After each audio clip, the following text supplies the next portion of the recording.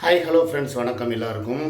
எல்லோரும் வந்து சிக்கன்னா நீங்கள் வந்து எங்களுக்கு ஏதாவது வந்து ஒரு ரெசிபி செஞ்சு விளாக் போடுங்க. ஏதாவது ஒரு குழம்போ ஒரு சூப்போ ஏதோ ஒன்று செஞ்சு எங்களுக்காக ஒரு வீடியோ போஸ்ட் பண்ணுங்கண்ணா, ரொம்ப நாள் ஆச்சு நீங்களாம் சமைச்சு அப்படின்னு சொல்லி சொன்னீங்க. இன்றைக்கி வேறு சூர்யாக்கா வந்து வீட்டில் இல்லை, அவள் கோயிலுக்கு போயிட்டா. அதனால் நான் என்ன பண்ணேன் அப்படின்னு சொன்னால் நேராக எங்கள் சுப்பிரமணியபுரம் மார்க்கெட்டில் போய் ஆட்டுக்கால் 2 செட்டு வாங்கினேன். அங்கேயே வந்து நல்லா க்ளீன் பண்ணி கோனார் கடையில் வாங்கினேன். அவரே வந்து நல்லா எல்லாம் க்ளீன் பண்ணி மஞ்சத்தூள்லாம் போட்டு கழுவி மசாலாவெல்லாம் இது பண்ணி இந்த பக்காவாக வந்து 2 ஆட்டு கால் கொடுத்துட்டாரு. இந்த 2 ஆட்டு கால் செட்டு நான் வாங்கிட்டு வந்திருக்கேன். க்ளீன் பண்ணி அங்கேயே நான் வெட்டிட்டேன். சரிங்களா? நல்லா அவங்க ஒரு இந்த உப்பு பாத்திரம் தேய்க்கிற ஒரு இந்த இது இருக்கும் பாருங்க, ப்ரெஷ்ஷு மாதிரி, அதை வச்சு நல்லா மஞ்சத்தூள் போட்டு தேய்ச்சி கழுவி அப்படியே வாளியில் தண்ணியில் அலசி 2 தண்ணி போட்டு அலசி கட் பண்ணி கொடுத்துட்டாங்க. இதுக்கு மேலே வந்து இதை நீங்கள் வந்து திருப்பி வந்து கட் பண்ண வேண்டிய அவசியமே கிடையாது, கழுவ வேண்டிய அவசியமும் கிடையாது. அப்படியே க்ளீன் பண்ணி வாங்கிட்டு வந்துட்டேன். அந்த பையன் நல்லா ஃப்ரெஷ்ஷாக நல்லா கட் பண்ணி கழுவி கொடுத்துட்டான். இது 2 ஆட்டு கால். இதுக்கு வந்து தேவையான பொருள் நம்மளுக்கு என்னென்ன வேணும் அப்படிங்கிறதையும் சொல்லிடுறேன். அதையும் பார்த்துக்கோங்க. தக்காளி 4 தக்காளி வச்சுக்கோங்க. அதுபோக வெங்காயம் ஒரு 4 வெங்காயம், பெரிய வெங்காயம் 1, போக மிளகு கொஞ்சம், சீரகம் கொஞ்சம், அது போக இஞ்சி ஒரு துண்டு, 10 பல் பூடு. ஓகேவா? இவ்வளவு தான். இதெல்லாம் வந்து நீங்கள் ரெடி பண்ணி வச்சுக்கிட்டு இதை எல்லாமே வந்து இப்போ மிக்சியில் போட்டு அரைச்சிட்டு அதுக்கப்புறமா இது போக இன்னொன்று வேணும். முக்கியமாக வந்து சூப்பு நல்லா வாசனையாக இருக்கணும் அப்படின்னு சொன்னால் கருவேப்பிலையும் இந்த கொத்தமல்லியும் வேணும். இதையும் நீங்கள் வாங்கி வச்சுக்கோங்க. இப்போ நான் வந்து தேவையான பொருளை சொல்லிட்டேன். இனிமேல் நான் எப்படி சமைக்க போகிறேன் அப்படிங்கிறத பாருங்கள். ஒவ்வொருத்தவங்க மாதிரி அதிக மேதாவித்தனமாக அதில் 4 இதில் 4 இதில் 2 அப்படிலாம் நான் பேச மாட்டேன். குத்து மதிப்பாக நான் எடுத்திருக்கேன். இந்த 2 ஆட்டு காலுக்கு எவ்வளோ தேவையோ அந்த அளவுக்கு ஒரு கை மிளகு, ஒரு கை சீரகம், ஒரு துண்டு இஞ்சி, 10 பல் பூடு, 4 சின்ன வெங்காயம், ஒரு பெரிய வெங்காயம், 4 தக்காளி, இவ்வளோதான். இதை வச்சு தான் இப்போ நான் இந்த ரெசிபி நான் வந்து ஆட்டுக்கால் சூப்பு ரெடி பண்ண போகிறேன். எல்லோரும் பாருங்கள் நான் எப்படி செய்கிறேங்கிறத உங்கள் முன்னால் செஞ்சு காட்டுறேன். வெயிட். முதல்ல நான் வந்து ஒரு உரல் எடுத்துக்கிடுவேன். அதுக்கப்புறம் வந்து அது குத்துறதுக்கு ஒரு உலக்கை எடுத்துக்கிடுவேன். நான் மிக்சிலாம் போட மாட்டேன். இதெல்லாம் வந்து கையிலேயே வந்து செய்கிறது. ஒரு படத்தில் சொல்லுவார்ல சிங்கமுத்து, முதலில் உரலை எடுத்துக்கொள்ளவும், அப்புறம் அதில் மூட்டை பூச்சியை தூக்கி போடவும், மாங்கு என்று குத்தவும் அப்படிங்கிற மாதிரி முதல்ல வந்து உரலை எடுத்துக்கணும். அதுக்கப்புறம் உலக்கை எடுத்துக்கணும். அந்த உரலுக்குள்ளே வந்து இந்த மாதிரி மிளகு சீரகத்தை வந்து நம்ம போட்டுக்கணும். மிளகு கொஞ்சம் எடுத்துக்கிட்டிங்கன்னா அப்படியே எடுத்துக்கோங்க. சீரகம் நம்மளுக்கு எவ்வளோ தேவையோ தேவையான அளவு சீரகத்தை எடுத்து அதே மாதிரி இந்த உரலுக்குள்ளே நல்லா அப்படி போட்டுக்கங்க. போட்டுட்டு இந்த உலக்கை இருக்குது பார்த்தீங்களா, உலக்கையை வச்சு இப்படியே குத்தணும். குத்தடி ஜெயினக்கா, குனிஞ்சு குத்தடி ஜெயினக்கா, குத்தடி ஜெயினக்கா, குனிஞ்சு குத்தடி ஜெயினக்கான்னு குத்தணும். குத்தி அதை முதல் ரெடி பண்ணி வச்சுக்கிறேன். அடுத்து என்ன பண்ணுறேங்கிறத பாருங்கள்.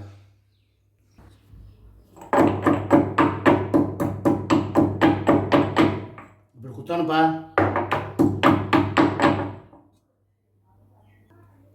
இந்த மாதிரி வந்து நீங்கள் உரலை இடித்த உடனே பொடியாக அப்படி தூளாக அப்படி வந்துடும். பார்த்தீங்களா?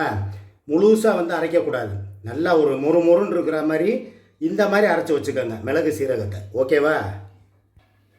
இஞ்சி வெள்ளை போடு. அதை வந்து ஒரு கையை வந்து இப்படி நீங்கள் உரிச்சுக்கோங்க. உரித்து அந்த இஞ்சியில் உள்ள தோலையெல்லாம் சீவிட்டு இந்த மாதிரி கட் பண்ணி மிக்சியில் போடுங்க. இதையும் நீங்கள் உரலில் போட்டுக்கிட்டு இருந்தீங்கன்னா விடிஞ்சு வெள்ளைக்கோழி கூவிரும். நம்ம சமையல் செஞ்சா மாதிரி தான். அதனால் வந்து வெள்ளைப்பூடு இந்த மாதிரி பூண்டு இதை வந்து எப்பயுமே வந்து மிக்சியில் போடுங்க. அதையும் நான் இப்போ உட்காந்துக்கிட்டு உரலில் போட்டு டொக்குன்னு இடித்தேன்னா லேட் ஆயிடும். அதனால் எதை இடிக்கணுமோ அதை இடிக்கணும், எதை அரைக்கணுமோ அதை நம்ம அரைக்கணும். இதை வந்து நம்ம இப்போ மிக்சியில் போட்டு நம்ம அரைச்சிக்கிடுவோம். சரியா?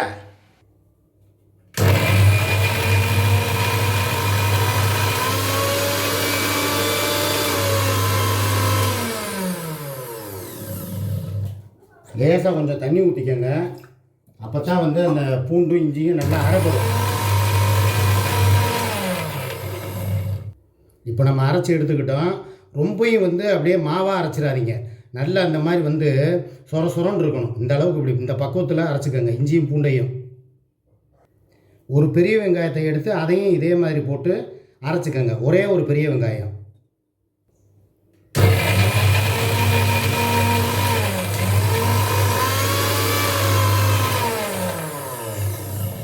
இந்த பார்த்துக்கோங்க. இந்த பதத்துக்கு வந்து வெங்காயத்தை அரைச்சிக்கோங்க. போதும், அவ்வளோதான். ஹாய் ஃப்ரெண்ட்ஸ், இப்போ நம்ம சட்டியை வச்சுட்டோம் அடுப்பில். வச்சதுக்கப்புறம் எண்ணெய் இருக்குது பார்த்தீங்களா, தேவையான அளவு எண்ணெயை வந்து இப்படியே கொஞ்சம் ஊற்றுங்க.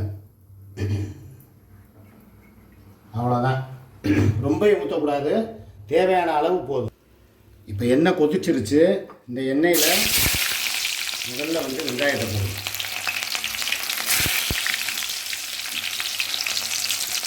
வெங்காயத்தை போட்டு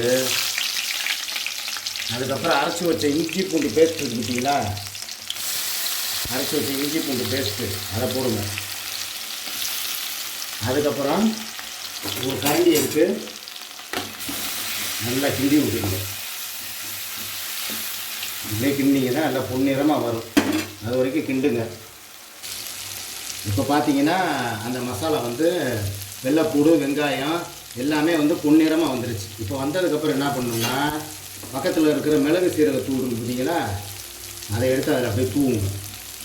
மிளகு சீரகத்தூள் அதை நல்லா அப்படி எடுத்து இப்படி சட்டியில் போட்டு இப்படி தூவிடுங்க. தூவிட்டு இதையும் வந்து ஒரு நல்லா இந்த மாதிரி அடி பிடிக்காமல் நல்லா அப்படி கிண்டுங்க, நல்லா கிண்டுங்க. ஓகேவா? இதோட நாட்டு தக்காளி இருக்குது பார்த்தீங்களா, 4 வச்சுருக்கோம்ல, அதை வந்து புழிஞ்சு விடுங்க. இப்படியே கையாலேயே எதுவுமே போடக்கூடாது, அப்படியே கையாலே அப்படி புளியணும். சத்து இருக்குல்ல உங்களுக்கு, நல்லா அப்படி கையில் அப்படி புளியும். அவ்வளோதான். இப்படி நல்லா 4 பழத்தை இதே கையால் நல்லா புளிஞ்சிட்டு இது புளிஞ்சு விட்டுட்டு ஒரு கிண்டுங்க. சரியா? நீங்கள் கிண்டுனீங்கன்னா இந்த மாதிரி வந்துடும், கிரேவி மாதிரி. தெரியுதா? இந்த பதம்.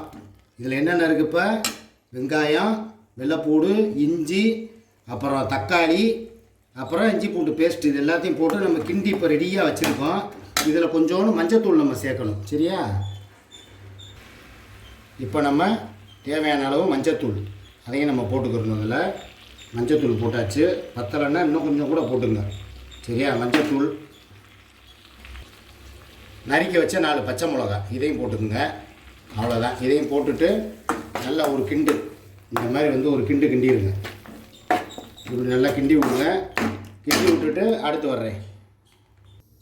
இது எல்லாத்தையும் அப்படியே எடுத்து ஒரு குக்கர் ஒன்று வச்சுக்கோங்க. குக்கரில் இந்த மசாலா இருக்குது பார்த்தீங்களா, இதை பூரா அப்படியே குக்கரில்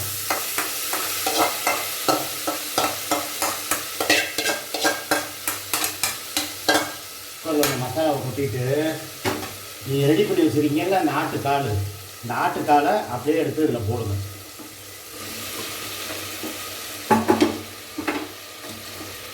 இதெல்லாம் போட்டுட்டு இப்போ என்ன பண்ணுறோம் அப்படின்னா தேவையான அளவு கொஞ்சோண்டு தண்ணி, ஏன்னா வேகணும்ல கால், அதுக்கு என்ன பண்ணணும் அப்படின்னா தேவையான அளவு தண்ணி 1 2 இன்னொரு அரை, ஒரு 2.5 செம்பு தண்ணி இதை ஊற்றிட்டு, முக்கியமான பாயிண்ட் ஆஃப் வியூ இப்போ தான் வர்றோம் நம்ம. கொஞ்சோண்டு உப்பு இந்த பார்த்துங்க, உப்பு எடுத்து அதில் போடுங்க. சும்மா அவ்வளோதான். நம்மளாம் குத்து மதிப்பாக தான் போடுவோம். போட்டுட்டு என்ன பண்ணுறீங்கன்னா இதை வந்து ஒரு கிண்டி விட்டுருங்க எல்லாத்தையும். ஏன்னா அப்போ தான் உப்பு எல்லாம் போய் அதில் போய் சேரும். அதனால் ஒரு கிண்டிட்டு இந்த பிச்சை இருக்குல்ல அந்த தண்ணி இதை வந்து எடுத்து இதையும் ஒரு அலசி இதில் நம்ம ஊற்றிடுறோம். ஓகே? என்ன பண்ணுறோம்னா இது அலசின தண்ணியை இதில் ஊற்றிடுறோம். ஓகே? அதோட கொஞ்சம் கருவேப்பிலையும் கொத்தமல்லி இது 2ஐயும் தூக்கி இதில் போடுறோம். பொன் போல் தூவி விடுங்க. நல்லா தூவி விட்டுட்டு கருவேப்பிலை கொத்தமல்லி நிறையா போடுறதுனால ஒரு தப்பும் இல்லை, அது நல்லா மணத்தை கொடுக்கும். நல்லா இன்னும் நல்லா வந்து கருவேப்பிலை எடுத்து நல்லா ஆஞ்சு அதையும் வந்து அப்படியே போட்டுங்க. போட்டிங்களா?